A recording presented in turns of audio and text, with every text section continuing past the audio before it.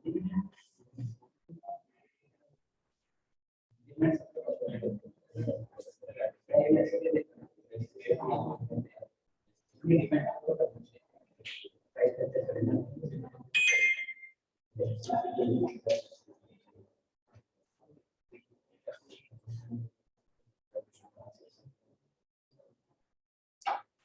Morning everyone.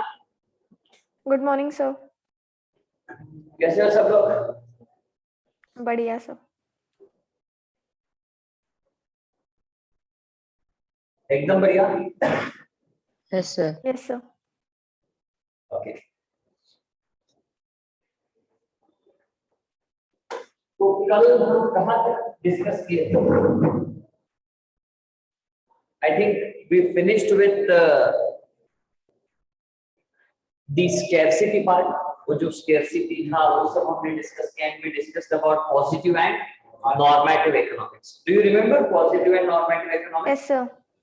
Okay, so today we will be discussing about the types of economy, right?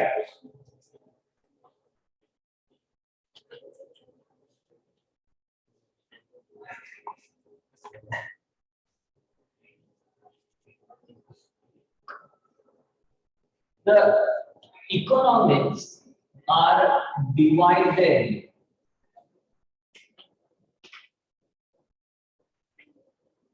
into three parts.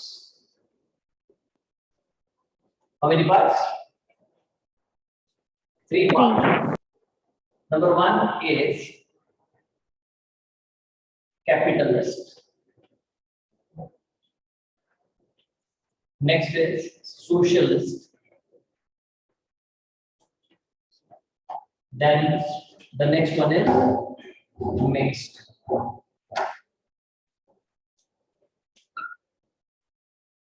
कितने type के economies हैं? 3 sir. 3। सबसे पहला कौन सा है? कैपिटलिस्ट। ओके, देन आता है सोशलिस्ट और उसके बाद आता है मिक्स्ड। ओके, तो मैं आपको समझाता हूँ, सबके लिए एक एक एग्जांपल दे देता हूँ मैं आपको, तो आप समझेंगे। USA and Japan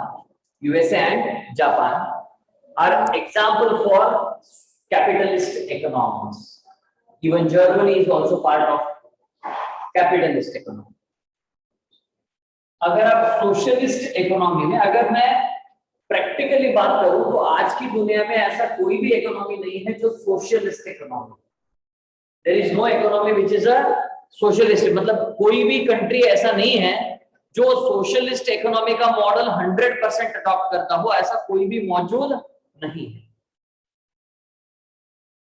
right?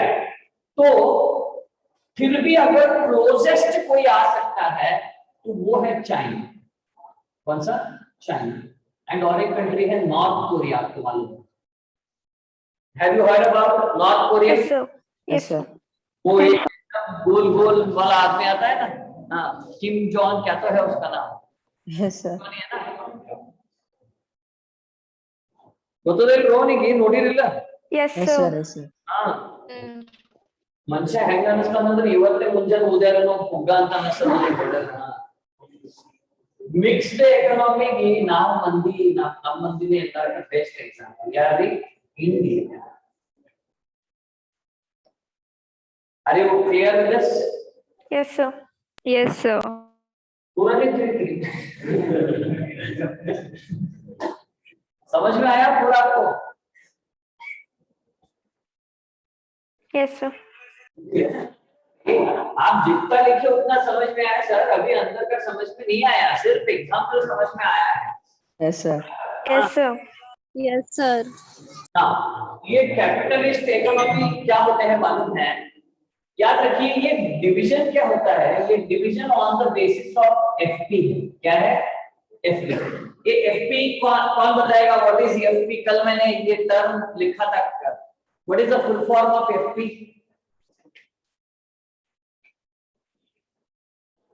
जो बताएगा उनको एक राजू सुपारी मिलेगी।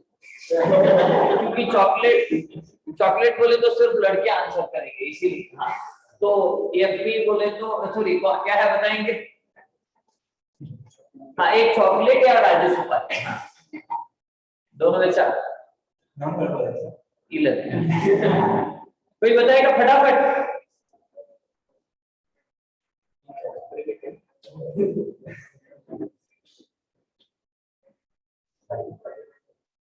और आपको एफ का मतलब बता देता हूं। एफ का मतलब होता है factor.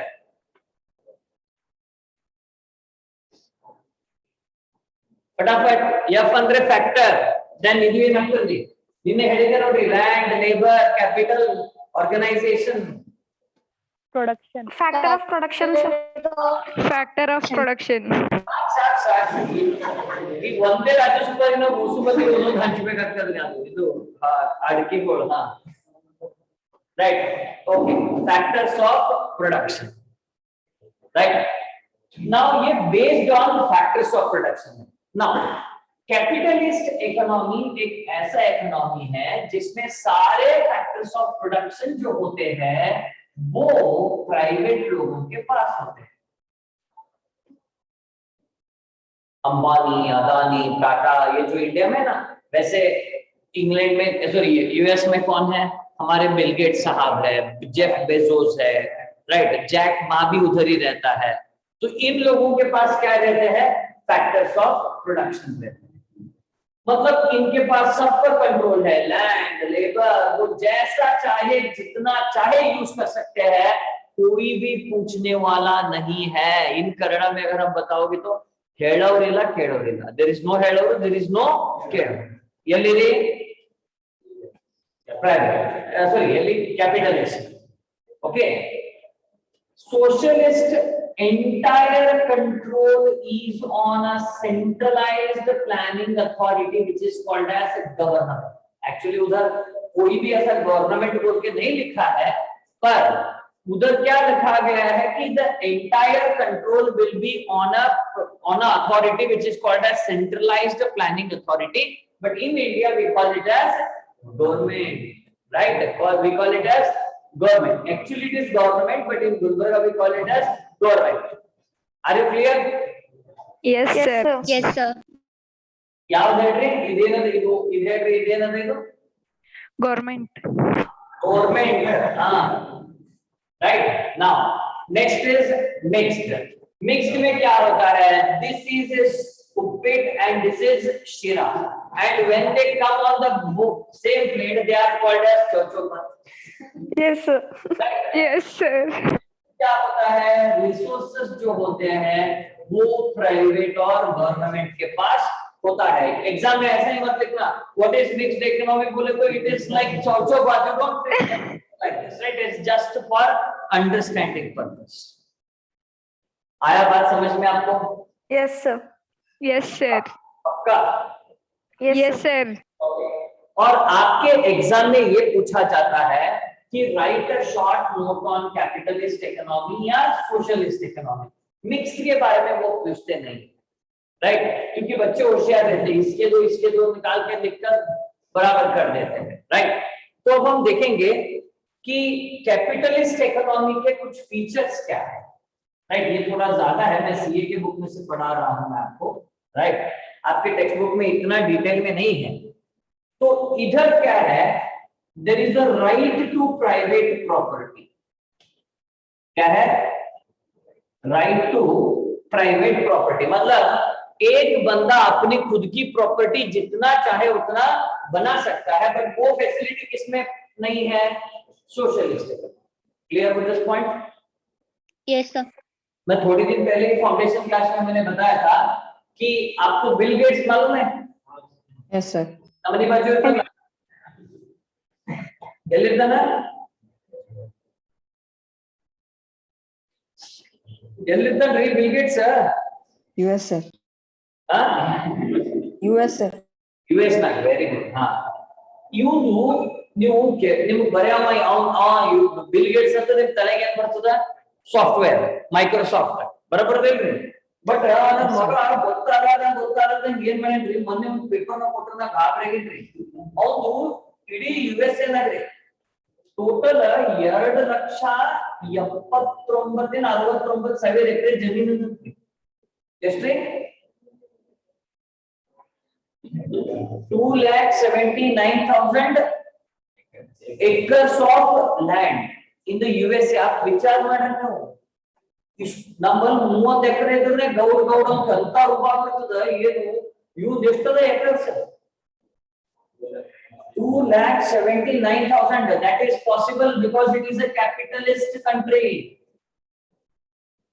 You are able to understand my point? Yes, sir. अगर वो इंडिया में होता तो या चाइना में होता तो पॉसिबल नहीं होता. ओके, तो ये सबसे पहली बात है. अब नेक्स्ट आएंगे हम फ्रीडम ऑफ एंटरप्राइज. मतलब इधर ज्यादा रिस्ट्रिक्शन नहीं रहते हैं. आप अपना बिजनेस आराम से कर सकते हो. ये एक एडवांटेज रहता है फ्रीडम ऑफ एंटरप्राइज. देन होता है फ्रीडम ऑफ इकोनॉमिक चॉइस. आप कौन सा भी रिसोर्सेस जितना चाहे आप यूज कर सकते हैं in order to earn profit. याद रखिए कैपिटलिस्ट इकोनॉमी का प्राइम मोटिव क्या होता है? Profit. You are able to understand? Oh, sorry. Later to responsible. Maybe I will recycle it.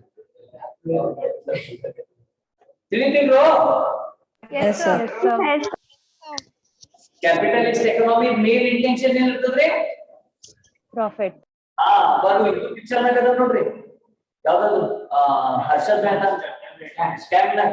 अगर जेब में मनी हो तो कुंडली में शनि हो तो भी फर्क नहीं पड़ता ಅಂತ ಹೇಳಿ ಹಂಗಿದ್ದಂಗೆ ಇವ್ರ ಬಲ್ಲಿ ಏನ್ ಕುಂಡಲಿ ಮುಟ್ಲಿ ಏನಿಲ್ಲ. Only what they want profit.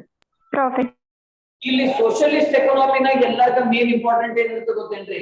Welfare. Profit ಆಗಲಿ ಬಿಡ್ಲಿ ಮಂದಿ ಖುಷಿ ಇರ್ಬೇಕು. ಈ ನಂಬಲ್ಲಿ ಇಲ್ರಿ ನಂಬಲ್ಲಿ ಎರಡು ಮಿಕ್ಸ್ ನಾಗ ಇದ್ದಿದ್ದಕ್ಕೆ ಹಿಂಗೆ ಅದರಿ राइट. हमारे इंडिया में जो मिक्स्ड इकोनॉमी हमारी हालत ही ऐसी है ना. हम धोबी का कुत्ता ना घर का रहा ना घाट का रहा. इधर हमारे पास प्रॉफिट भी नहीं है और इधर हमारे पास वेलफेयर भी नहीं. सही बात है या नहीं?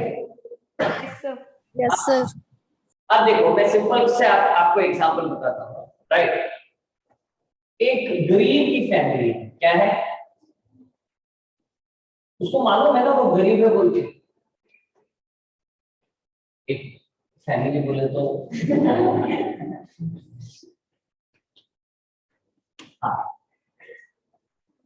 अब ये गरीब है. ये दोनों क्या है? ये गरीब है. अब इनको मालूम है कि हम गरीब है बोल के और इनको मालूम है कि हमको ही रोटी नहीं मिल रहा है. लेकिन ये एक 8 से 10 बच्चे पैदा करके इतना बड़ा फैमिली बनाते हैं कि इनको ये वक्त समझ में नहीं आता है कि ये गरीब है बोल के. मालूम होता है फिर भी इन सबको खाना देने की जिम्मेदारी होती है मिडिल क्लास. ये लोग टैक्स भरते हैं और ये लोग जाके उनको खाना मिलता है. तो ये मिक्स्ड इकोनॉमी में हालत ही ऐसी होती है. क्या होती है?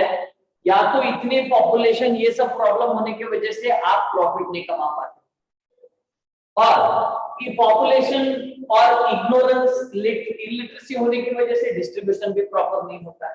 तो डिस्ट्रीब्यूशन जब प्रॉपर नहीं होता है तो वेलफेयर तो पॉसिबल है ही नहीं.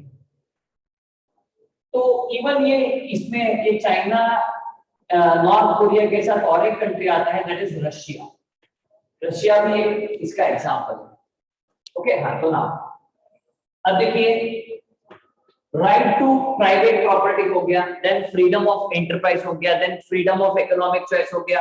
देन मैंने आपको बताया इनका मेन मोटिव क्या होता है? Profit. Right. Then consumer sovereignty क्या होता है? यहाँ कंज्यूमर को बहुत प्रेफरेंस दिया जाता है. जो भी मतलब जो ज्यादा बिकता है वही प्रोड्यूस किया जाता है. सिंपल मैं आपको बताता हूँ. यहाँ consumer will be the king in the capitalist economy. Now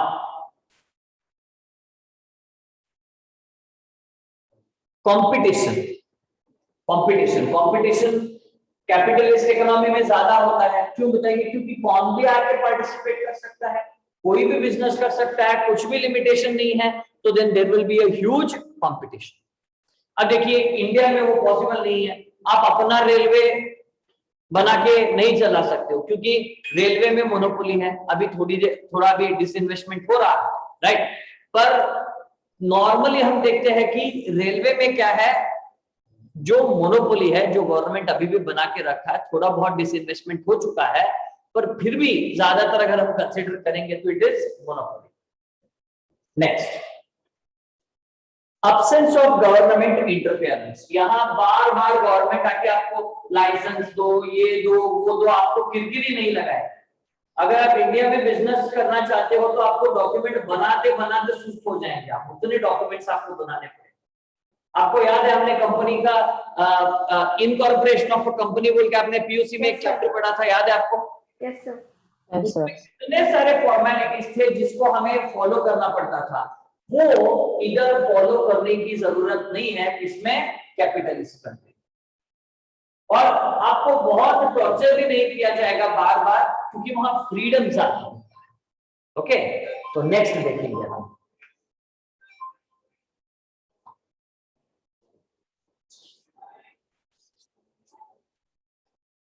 next is socialist economy. क्या होता है सोशलिस्ट इकोनॉमी? तो सोशलिस्ट इकोनॉमी जो होती है उसमें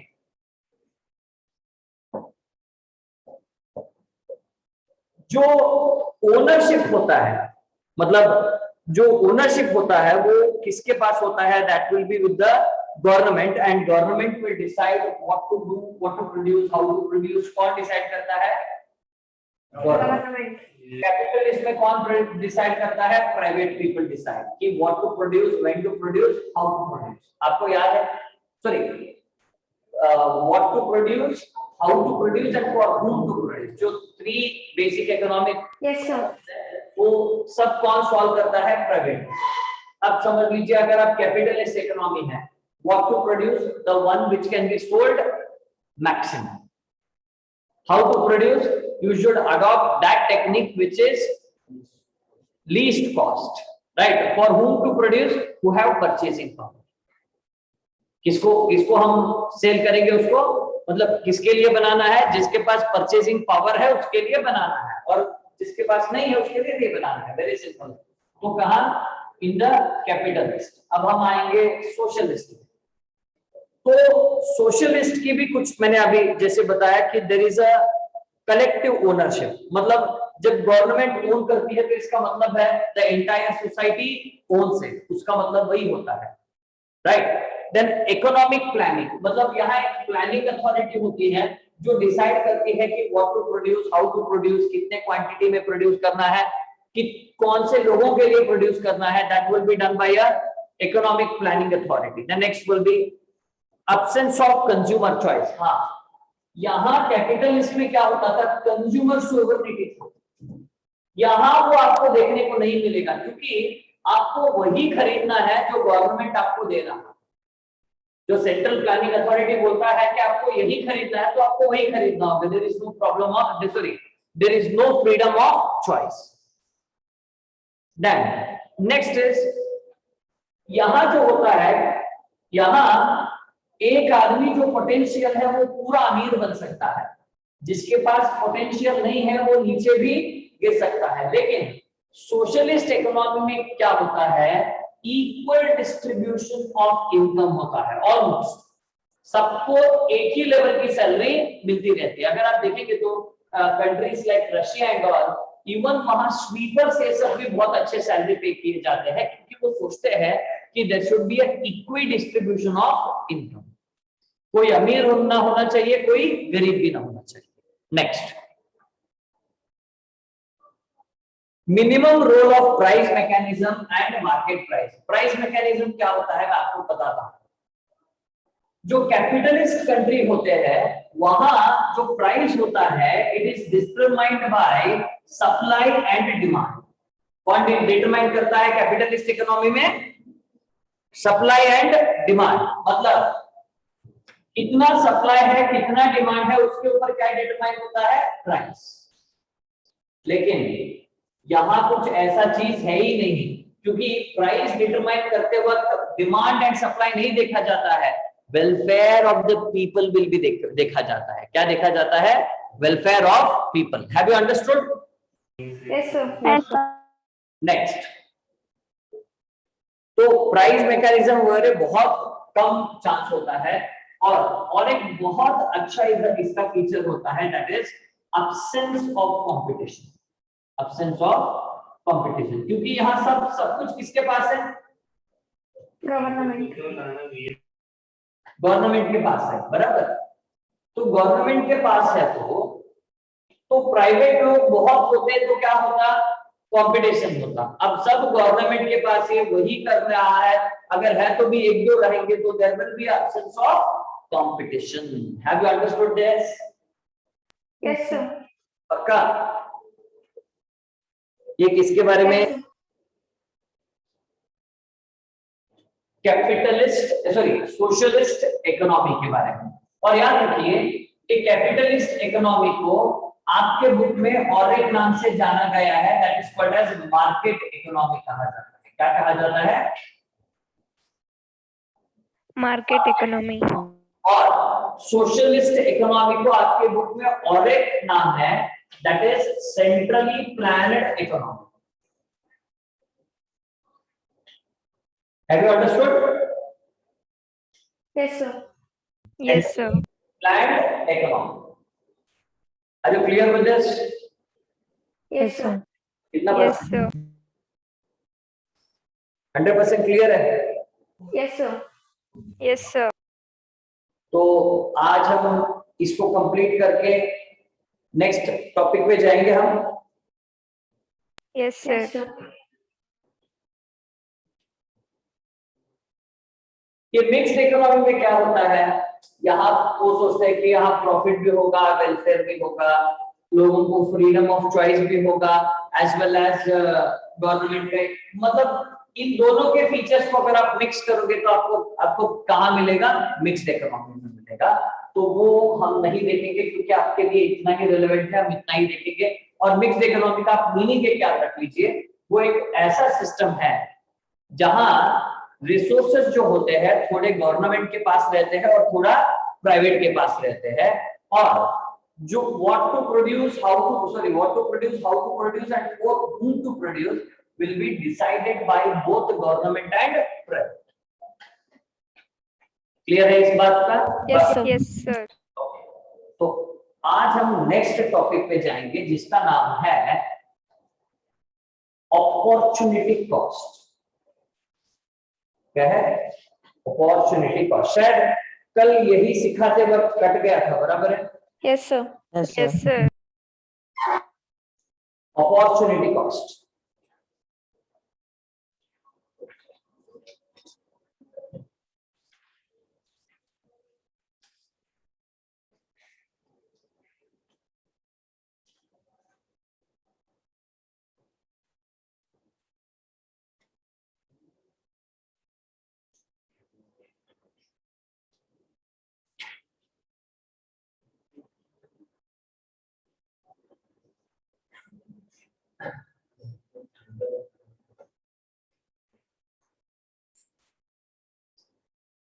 Okay.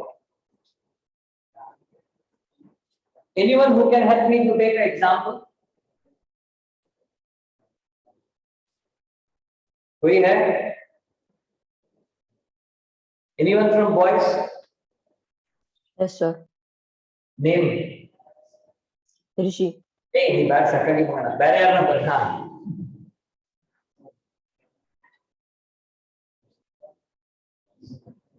Rishi, are you know yellow girls है? ಗೊತ್ತಿಲ್ಲ ಸರ್. ಗೊತ್ತಿಲ್ಲ? Okay. ಹೆಸರಂತೂ ಕಾಣಿಸ್ಲಿಕ್ಕೆ ಬಸವರಾಜ್ ಅಂತ ಹೇಳಿ, ದರ್ಶನ್ ಗಿಲ್ಡಾ ತರೋ ಮೋಹನ, ರೈಟ್? ಹೀತ್ ಗೋಸಾರ್ ಅಂತ ಮೋಹನ, ಅಚ್ಚೆಲ್ಲ ಹೋಗ್ಬಿಟ್ಟು ಹಾ. Then Lokesh त्यारो Mohana, Mahantesh नायकल, मणिकंड. I hope these all are boys ID only. Praveen Yadav ಅಂತ, राहुल ಅಂತ.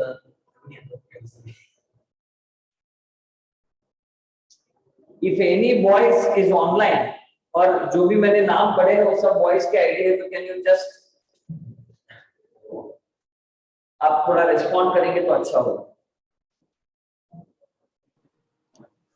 Yes sir.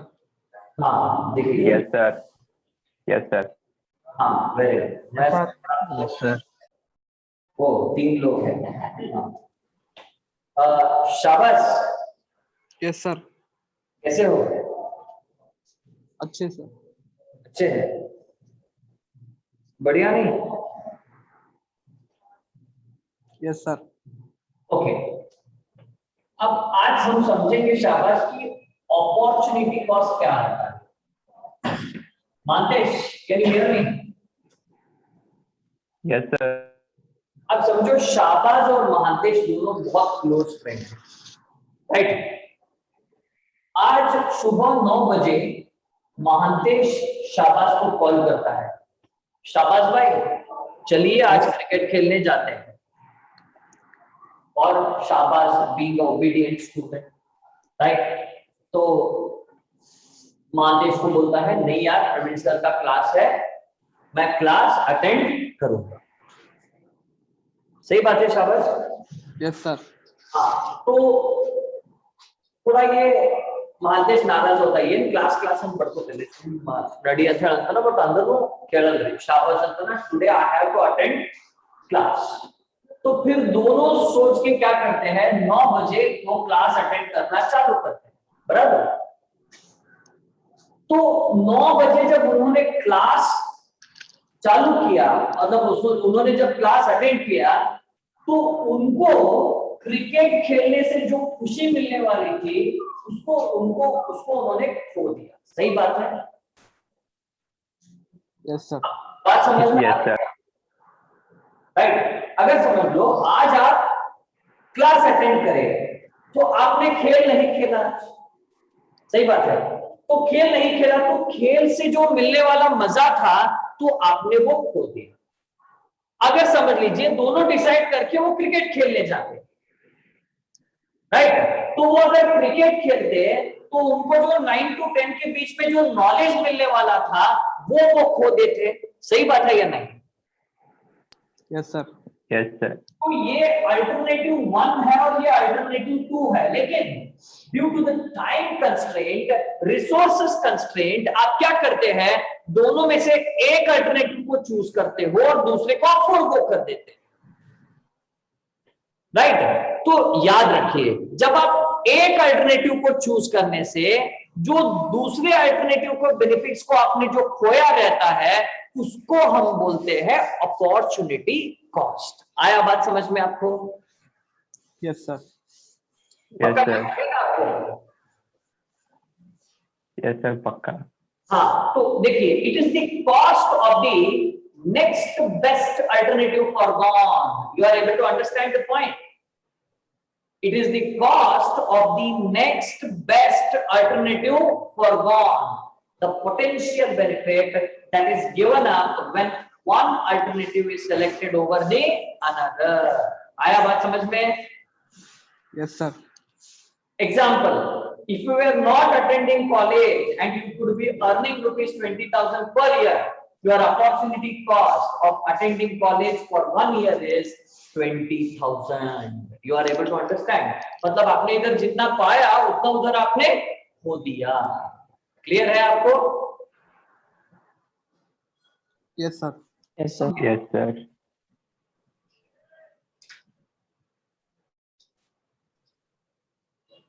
अब नेक्स्ट, किसी अपॉर्चुनिटी कॉस्ट के बेसिस पर एक कॉन्सेप्ट आता है इकोनॉमिक्स में, that is called as, famously called as PPC और पीपीएफ कहा जाता है। पीपीसी और PPF, that is production possible frontier. Production possible frontier, और इसका ही और एक नाम क्या है, प्रोडक्शन पॉसिबिलिटी कर्व कहा जाता है। Production possibility curve, it refers to a graphical representation of possible combination of two goods, possible combination of two goods that can be produced with given resources and technology। मतलब आपके पास, आपको ये बताया गया है, मैं आपको एक छोटा सा एग्जांपल बताता हूं, राइट, कि आपके पास अब समझ लीजिए x अमाउंट ऑफ रिसोर्सेस है राइट। तो आप उसको पूरे एम्प्लॉय करके आप क्या कर सकते हैं, अज्यूम दैट मैं कॉटन की एग्जांपल लेता हूं, एक और अच्छा सा एग्जांपल ले लूं मैं। अगर समझ लीजिए x is a land, x क्या है, लैंड। वो लैंड पे आप या तो कॉटन ग्रो करना चाहते हैं या आप कॉर्न ग्रो करना चाहते हैं, कॉटन या कॉर्न। पहले आपको ये देखना होगा कि मैं पूरा लैंड यूज करूंगा, तो assume that you can grow 100 tons of cotton. कितना टन कॉटन आप ग्रो कर सकते हैं, 100 टन्स। अगर आप थोड़ा कॉर्न प्रोड्यूस करना चाहते हैं, मतलब आप यहां 100 कॉटन प्रोड्यूस कर रहे हैं लेकिन आप कॉर्न 0, क्योंकि आप पूरा क्या यूटिलाइज कर रहे हो, पूरा लैंड कॉर्न ग्रो करने के लिए। सही बात है। अगर आप 10 यूनिट ऑफ 10 टन ऑफ क्या प्रोड्यूस करना चाहते हैं, कॉर्न, तो इधर आपको थोड़ा सैक्रिफाइस करना पड़ेगा। Assume that you will be able to produce only 80 tons of क्या, कॉटन, क्योंकि आपने थोड़ा लैंड किसको दे दिया, कॉटन। आप लोगों को समझ में आ रहा है सबको? Yes sir. Yes, sir. आप कॉटन Yes, sir. करना चाहते हैं कॉटन, राइट। तो वैसे ही जैसे जैसे आप ये कॉर्न को कंटिन्यू करेंगे, मतलब इंक्रीज करते जाएंगे, वैसे ही आपका कॉटन जो होता है वो कम होते जा रहा है, राइट। तो इसीलिए कहते हैं कि in order to if you increase the production of corn, the opportunity cost will be cotton. The opportunity cost will be cotton, क्योंकि आप इसको इंक्रीज करने से आपने किसको खो दिया, कॉटन को खो दिया। तो ये कॉटन में जो डिक्लाइन आ रहा है ना, that is nothing but the opportunity cost. You are able to understand? Yes, sir. 100%? Yes, sir. Yes, sir. पक्का? Yes, sir. देखिए, तो प्रोडक्शन पॉसिबल फ्रंटियर जो है वो क्या करता है, it is a graphical representation. मतलब ये क्या है, ये ग्राफिकल रिप्रेजेंटेशन है of possible combination of two goods that can be produced with given resources and technology. मतलब जो रिसोर्सेस एंड टेक्नोलॉजी आपके पास है, उसके हिसाब से आप दो कॉम्बिनेशन ऑफ गुड्स कैसा प्रोड्यूस कर सकते हैं वो आपको बताता है। इसकी कुछ अजम्पशंस है। ये समझता है कि resources are fixed, resources vary नहीं होने वाले हैं, रिसोर्सेस जो भी है वो फिक्स्ड रहेंगे। फॉर अजम्पशंस है इसके, they can be transferred. That means अब जैसा लैंड है, लैंड में किसको यूज कर रहा था, कॉटन के लिए, I can transfer it for corn, it is transferable. Only 2 goods can be produce. मतलब ये पीपीएफ के लिए हम क्या अज्यूम कर रहे हैं, only 2 alternatives are there, not more than that. Resources are fully and efficiently utilized. Her case में हम क्या अज्यूम करेंगे कि रिसोर्सेस पूरे के पूरे efficiently यूज हो रहे हैं। Then resources are not equally efficient in production of all products. सही बात है। अब समझ लीजिए, जितना टन ऑफ कॉटन आया है उतना ही टन क्या ना कॉर्न आना जरूरी नहीं है, हो सकता है वेरी हो जाए। Then technology remains constant. हम क्या अज्यूम करेंगे, फर्स्ट वाला और लास्ट वाला, देखिए जो डेफिनेशन में आता है वो दोनों फिक्स रहेगा with given amount of resources and technology. याद है आपको, डेफिनेशन में वही था, मैंने अभी पढ़ा था, राइट। तो वो दोनों फिक्स रहेंगे क्योंकि इसका बेस ही वही है, रिसोर्सेस एंड टेक्नोलॉजी। सही बात है। Yes. ये पीपीएफ जो है ऐसा दिखता है, कैसा दिख रहा है,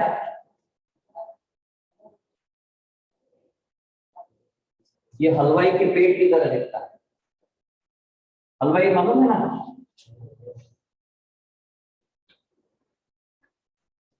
राइट। ये इधर जो दिए हैं ना ऐसा, ए और नेक्स्ट होता है बी सी, ये होते हैं, ये कॉम्बिनेशन होते हैं। क्या होता है ये, कॉम्बिनेशन। बाद में मैं आपको बताऊंगा डिटेल में ये कैसे ड्रॉ करते हैं, right. This represent combination A, combination B, combination C, combination D, combination E and combination F. Okay, तो देखिए ये है पीपीएफ का नमूना, ऐसा दिखता है। ओके, और क्या क्या चीज है आपको याद रखना है, मैं आपको बताता हूँ इसके बारे में। इकोनॉमिक्स में दो तरह के कर्व आते हैं। एक, आप सबको बोर्ड दिख रहा है? Yes, sir. हाँ, एक ए शेप वाला होता है और दूसरा ए शेप वाला होता है। मतलब एक बाहर की तरफ गया रहता है और एक अंदर की तरफ खींचा हुआ रहता है। समझ में आ रहा है आपको? Yes, sir. Yes, sir. English में कहते हैं कॉनकेव, याद रखिए इसको हम क्या कहते हैं? कॉनकेव। Concave. हाँ, और इसको हम कहते हैं कॉन्वेक्स। ओके, तो जब भी मैं कॉन्वेक्स कहूंगा तो उसका मतलब क्या होता है? अंदर की तरफ खींचा हुआ होता है, राइट। और कॉन्केव का मतलब होता है बाहर की तरफ निकला हुआ। हैव यू अंडरस्टूड और not? Yes, sir. Yes, sir. ये कोई भी कर्व है, ये नॉट ओनली मैं पीपीएफ का नहीं बोल रहा हूं, इकोनॉमिक्स में आप जब भी कोई कर्व ड्रॉ करोगे तो अंदर की तरफ है तो कॉन्वेक्स और बाहर की तरफ निकल के आया है तो कॉन्केव, राइट। अगर आपको मतलब ये समझ में नहीं आ रहा तो आप याद रखिए, किसी आदमी का पेट जो बाहर निकला हुआ है उसको बोल देना कि his stomach is concave। समझ में आया आपको? Yes sir. Yes, sir. तो आपके आसपास में बहुत लोग होते हैं एंड यूजुअली आपके घर में जो फादर होते हैं उनका पेट का shape most of the time क्या होता है? कॉन्केव। और कुछ लोग होते हैं वो नहीं होते हैं, पर फिर भी याद रखने का तरीका बता रहा हूं मैं आपको कि कॉन्केव एंड कॉन्वेक्स, कंफ्यूजन नहीं होना चाहिए, राइट। Yes, sir. तो घर में जाके आपके फादर को बोलते हो कि मत बोलना कि पापा सर बोले आपका पेट कॉन्केव है, बोल के ऐसा मत बोलना।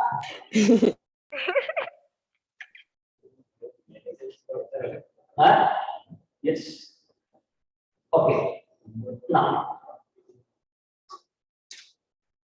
इधर मैं आपको एक अच्छा सा कॉन्सेप्ट समझाऊंगा। उधर आप कॉम्बिनेशन देख रहे हो, production possibilities A B C D E F G दिखा आपको? Yes, sir. Yes, sir. Gun and butter, gun and butter मतलब गन पूरे रिसोर्सेस को यूटिलाइज करके गन कितना प्रोड्यूस कर सकता है? 21। समझ में आया? You are able to see that? Yes, sir. Yes, sir. कितना होगा तब? 0, क्योंकि पूरा रिसोर्सेस किस पे लगाया गया है? गन पे, राइट।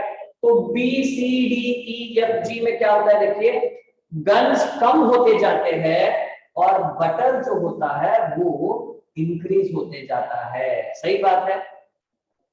Yes, sir. लेकिन आप अगर देखेंगे तो पहले इसमें एक गन को ज्यादा करने के लिए, एक बटर को ज्यादा करने के लिए एक गन हमने सैक्रिफाइस किया था। सही बात है या नहीं? देखिए 0 to 1 में हम 21 से 20 आए थे हम। सही बात है? Yes, sir. शाबाश, can you see that? Mahantesh, Yes, sir. शाबाश। Yes, sir. Yes, sir. हाँ, जब 0 से 1 हुआ बटर, ए से बी गए ना हम, तो गन कितना हो गया था? 21 से 20, मतलब सैक्रिफाइस कितना किया रे हमने? 1 राइट। और बाद में जब 1 से 2 गए ना तो गन 20 से कितने हो गए? देखो 18 हुए। 18. सही बात है? Yes, sir. Yes, sir. तो कितना सैक्रिफाइस हुआ? 2। 2. Yes, sir. 2. बाद में 18 से 15 आए तो 3 सैक्रिफाइस हुआ। Yes, sir. 3. Yes, sir. 3. 15 से 11 आए, कितना सैक्रिफाइस हुआ? 4। 4. 11 से 6 आए तो कितना सैक्रिफाइस हुआ? 5। 5. 5. तो आए तो हमारा टोटल सैक्रिफाइस कितना हुआ? 0 6 या 6? 0. हाँ, 6 हुआ। सही बात है? Yes, sir. Yes, sir. Yes, sir. पहले 1 था, 2 था, 3 था, 4 था, 5 था और 6 था। और इसी सैक्रिफाइस को ही हमने इकोनॉमिक्स में क्या कहा, opportunity cost. You are able to understand? Yes, sir. एक Yes, मिनट sir. को बढ़ाने के लिए, एक हमने बटर को बढ़ाने के लिए गन को जो खोया वो क्या था, that is the opportunity cost. You are able to understand? Yes, sir. Yes, sir. Yes, sir. याद रखो। और एक बात, इसको मैं बोलूंगा मार्जिनल अपॉर्चुनिटी कॉस्ट। इसको हम बोलते हैं मार्जिनल। आपको याद रखिए, ये कभी भी मैं इकोनॉमिक्स में द वर्ड मार्जिनल यूज करूंगा तो इसका मतलब होगा एडिशनल। याद रखिए क्या है मार्जिनल का मतलब, क्या होता है? Additional. Additional. मतलब जब मैं एक एडिशनल यूनिट प्रोड्यूस करता हूं तो जो कॉस्ट मैं खो रहा हूं तो उसको मैं क्या बोल रहा हूं, बेनिफिट जो खो रहा हूं मैं उसको क्या बोल रहा हूं, मार्जिनल अपॉर्चुनिटी कॉस्ट। ये जो मार्जिनल अपॉर्चुनिटी कॉस्ट है, यूनिट पर यूनिट बढ़ता जा रहा है। It is one of the essential assumptions of PPC, that is increasing opportunity cost. You are able to understand? Yes, sir. Increasing opportunity cost. और ये जो अपॉर्चुनिटी कॉस्ट है ये कंटिन्यूअसली इंक्रीज होता रहता है।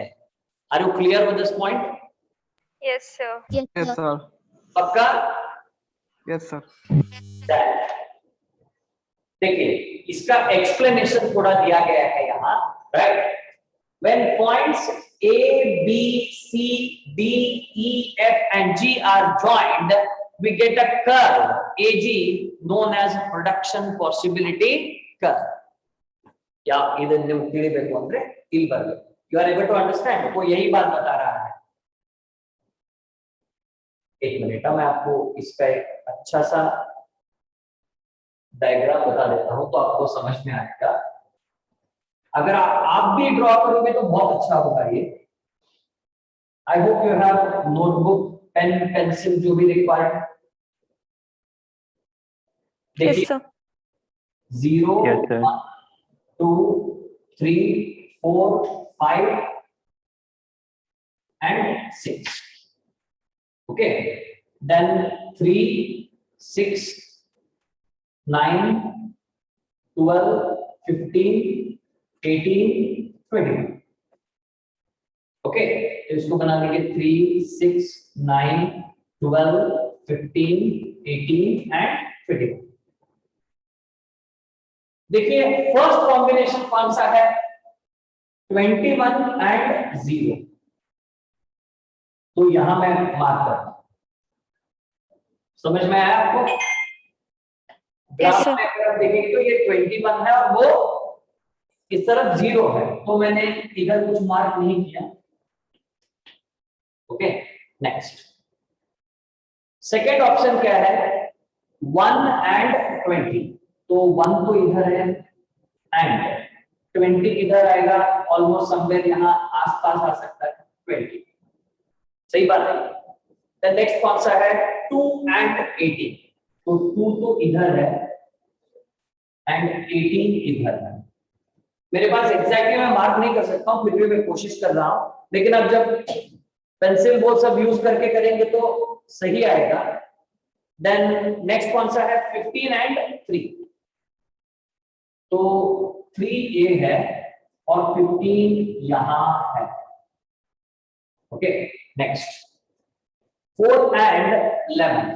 तो 11 समवेयर यहां बीच में आएगा। तो देखेंगे ये 4 एग्जैक्टली इधर ही आ रहा है, 11। ओके, देन 5 कितना है देखिए, 5, 6। तो ये 6 है और ये समवेयर यहां पॉइंट आएगा। देन नेक्स्ट देखिए 0, तो यहां आ जाएगा। तो जब हम इन पॉइंट्स को ज्वाइन करेंगे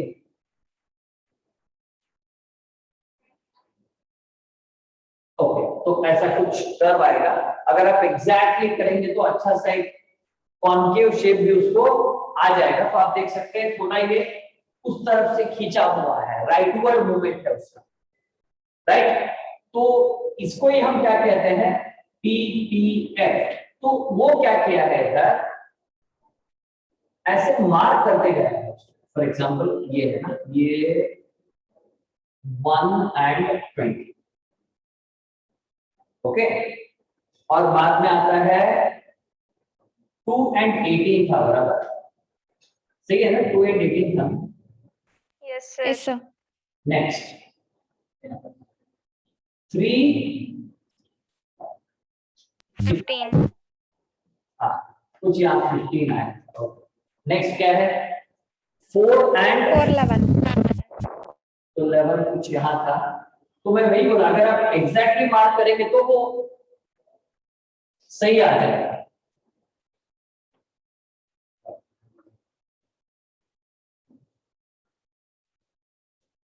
ओके, नेक्स्ट 6 and 5 है ना शायद कुछ। नेक्स्ट क्या Yes, है, sir. 5 and 6.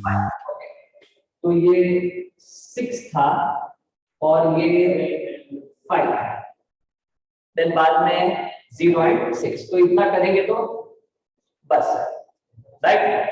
तो ये हो गया आपका पीपीएफ। अगर आप नीटली ड्रॉ करेंगे तो और अच्छा दिखेगा, राइट।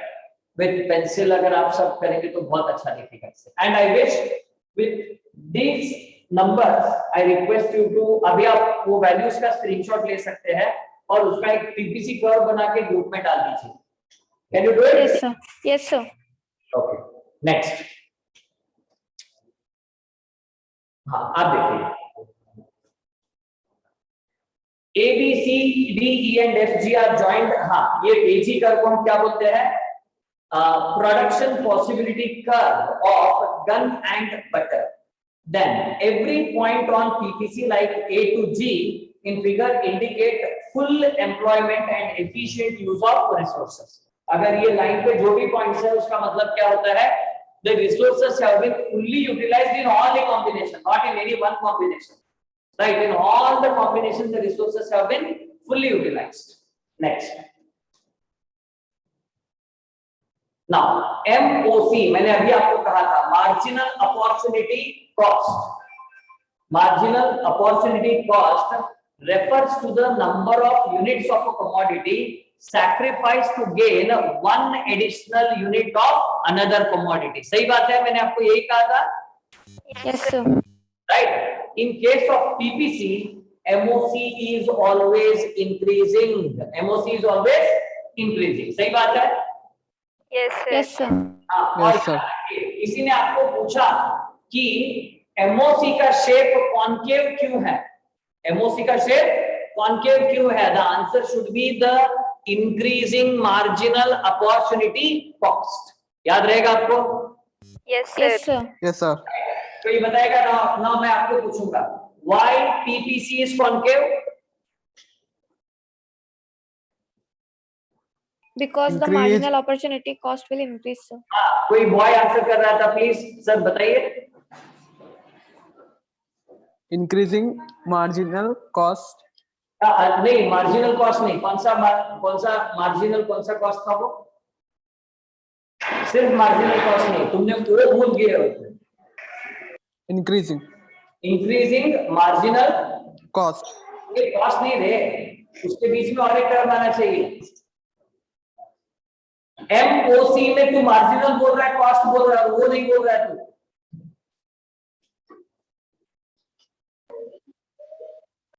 कोई और ट्राई करेगा?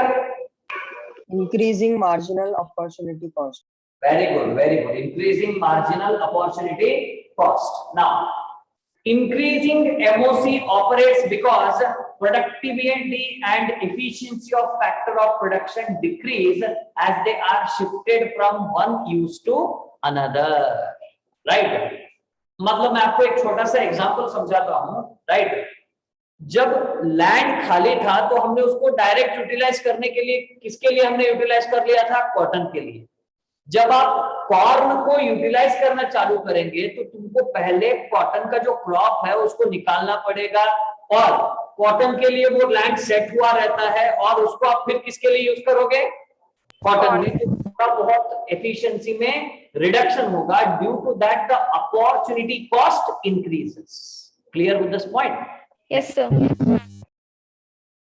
Now, MRT, it is the ratio, it is irrelevant for you. Now, characteristics of PPF, it is slopes downwards, बराबर है, right? और PPSC is concave shape, वो हमने बता दिया था, right? ये अपॉर्चुनिटी कॉस्ट की वजह से होता है। हाँ, आप देखेंगे, मैं ये अंदर के चेस्ट बोर्ड को निकाल रहा हूँ, राइट? मैं सिर्फ इसको सामने रखता हूँ, दैट इज क्या है ये, कॉन्केव शेप को मैं सामने रखता हूं, राइट? और समझ लीजिए यहां टू, जैसे हमने बताया था, एक है गन्स और दूसरा है butter. Assume that the highest production what can be done for the butter was 6 and gun was, sorry मैं इधर गन को रखना था, शायद गन को इधर मैं 21 करता हूं और बटर को मैं इधर 6 करता हूं। सही बात है?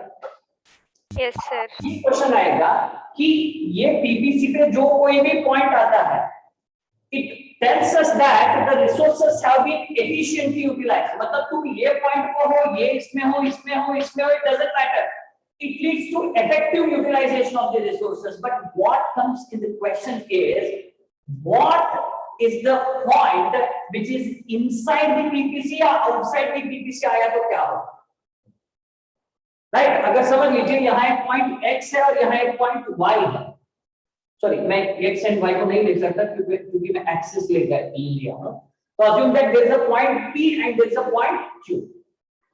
What does these 2 points mean? Remember, the line on which the points are there, they lead to the effective utilization of the resources. But remember, when there is any point which is within the PPC, it means that there is a underutilization of the resources, or it means that the resources have not been effectively utilized. Are you clear with this? Yes, sir.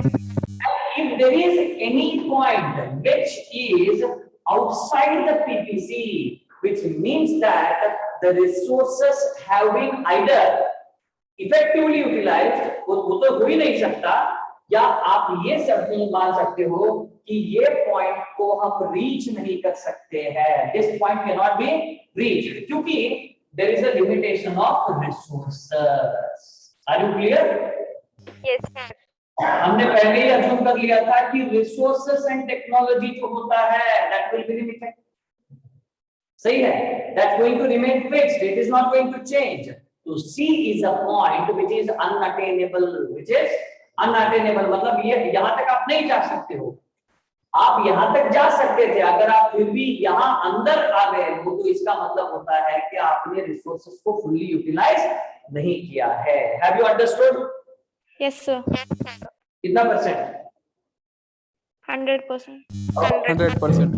Very good. तो आप क्या करेंगे, आज का homework क्या है, आपको PPC जो है, बराबर, पीपीसी का डायग्राम ड्रॉ करके दिखाना है, और उसके बाद आपको और एक छोटा सा मैं काम देता हूं कि आपको होमवर्क में आपको ये भी लिखना है कि features of, sorry, right a short note on, कौन सा, number 1 is capitalist economy and the other one is socialist economy. Can you do it?